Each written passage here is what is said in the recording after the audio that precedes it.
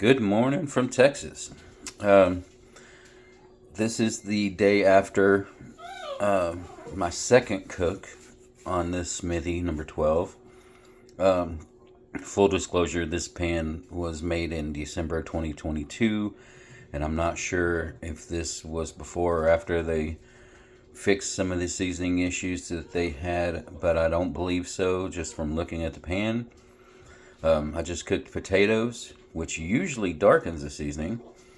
And I had some German sausage mixed in with the potatoes, so it shouldn't have done this.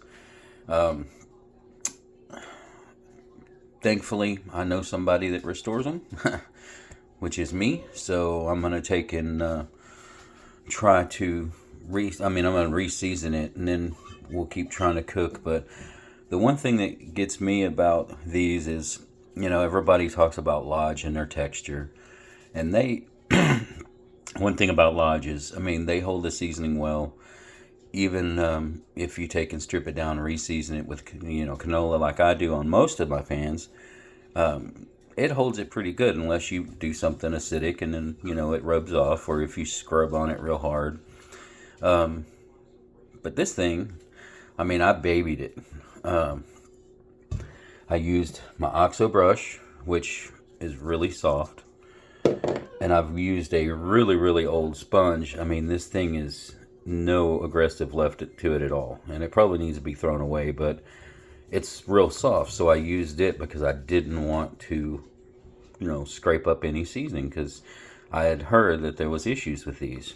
And, a little bit of Dawn, that's it.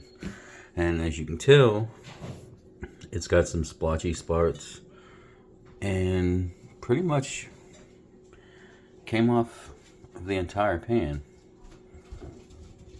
So, of course, the handles still look good. Even the sides, it came off. The one thing that I notice about this, like I said about the lodge texture, people don't like that texture, but this is like cooking on a record.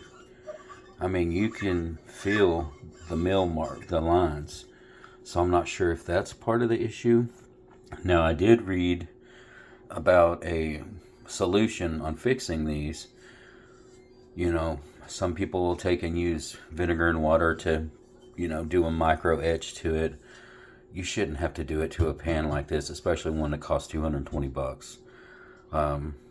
But even after that, people were having issues.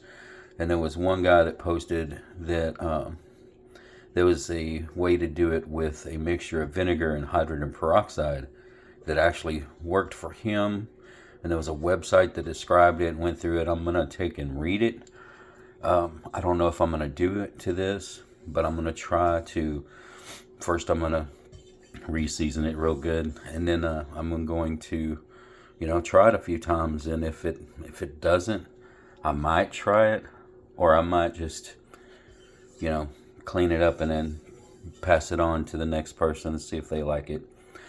But cooking in it, it cooked great. It cooked just like any cast iron. It didn't stick. It had a little bit of potatoes where it stuck a little bit, but it wasn't bad at all. So, on the usability, it's heavy. It feels, just as heavy as some of the lodges I've got. So, it's going to be, a 9 out of 10 on use, because, I really liked it. It stuck just a little bit. Seasoning, of course, is a fail. 2 out of 10. Of course, the presentation in the box and everything, they get a 10 out of 10, because, when you open it up and look at the pan new, it's awesome looking. Their design is great. I like the little quail and the holes up here. It looks nice. It looks a really nice looking pan. Of course, when you got a full logo on back, that's always something to look for. So the only fail on it is definitely the seasoning.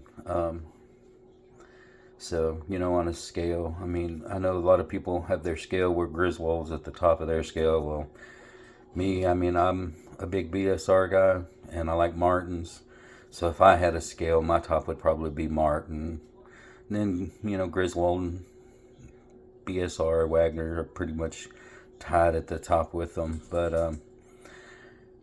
I mean, I'd definitely take one of my Martins or some of my old BSRs, and with a seasoning issue with this one, I'd take those any day over this. But it's a pretty pan though, so I'll get it totally restored, strip it down. And I don't know if I'm going to strip it down first time or just try to season it and throw it in the oven, see if it, comes back out pretty. But if it comes out splotchy and stuff, I'll just take it and set it in the light, eat it all the way, and then totally redo it. Y'all have a great day.